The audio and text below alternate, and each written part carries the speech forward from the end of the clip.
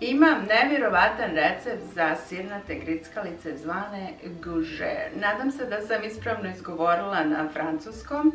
To je pufnasto pecivo, jednostavno se pravi, veoma je ukusno i nećete moći prestati da ih jedete. Pozdrav svima i dobrodošli na moj kanal Gamala Sweetheart. Idemo kuhati.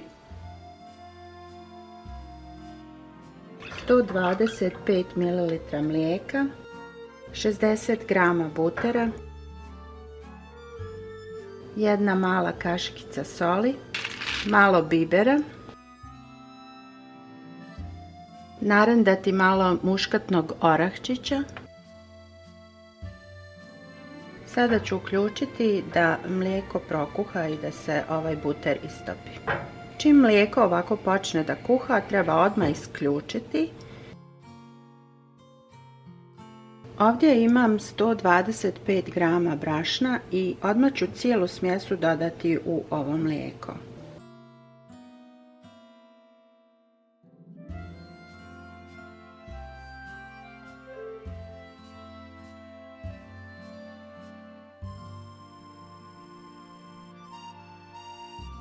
Sada ću ponovo ovako na vatri još malo ovo tijesto, jedno 2-3 minute ovako pržiti dok se ova tekućina ne ispari.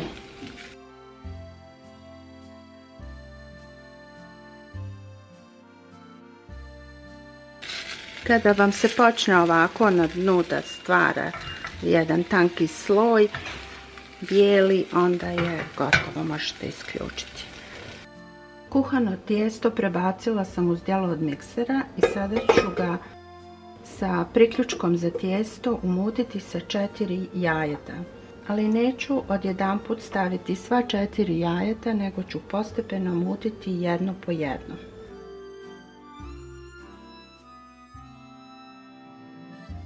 Također potrebno je da kuhano tijesto se malo prohladi, da se ne bi jaja skuhala u vrućem tijestu, samo da bude onako mlako.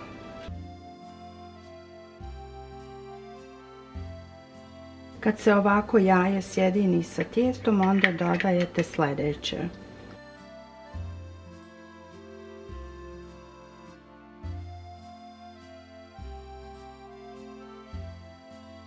Kada u ovu smjesu umutite i izjednačite sva 4 jajeta, onda je potrebno da se doda 60 g rendanog sira. Ja ovdje imam Emmentaler, ako nemate onda možete da koristite i neki drugi. Jednu supenu kašiku slatkog vrhnja ili pavlake. Sada ću uključiti i ponovo kratko umutiti.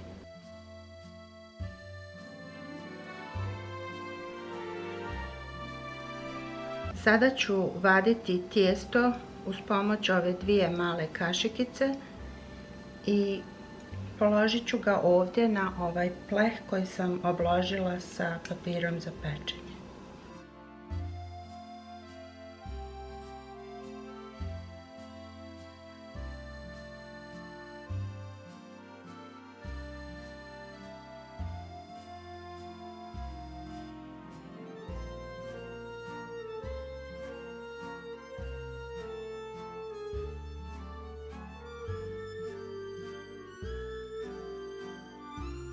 Ovo tijesto također možete da napunite u vrećicu i da ga istiskujete iz vrećice ili ako želite da ga oblikujete malo drugačije.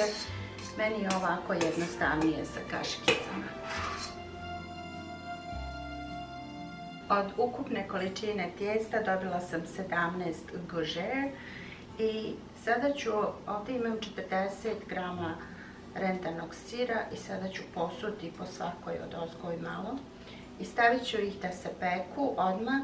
Prethodno morate da zagrijete pećnicu da bude vruća. Uključite na 225 stepeni Celzijusa i pecite otprilike 15 do 20 minuta. Možda ste ranije imali priliku da probate gougere, možda i niste. Ja vam u svakom slučaju preporučujem da ih napravite. Veoma su jednostavne i jako ukusne. Njih možete da poslužite kao meze uz vino ili uz pivo, tople ili hladne, ako uspijete da ih sačuvate dok se oni malo ohlade. Nadam se da će vam se ovaj recept svidjeti. Nemojte zaboraviti da kliknete like dugme i da se pretplatite na moj kanal. Također možete da me zapratite na Instagram i na Facebook. Hvala vam puno što ste gledali još jedan moj video. Mi se gledamo uskoro sa novim receptima i novim idejama. Bye!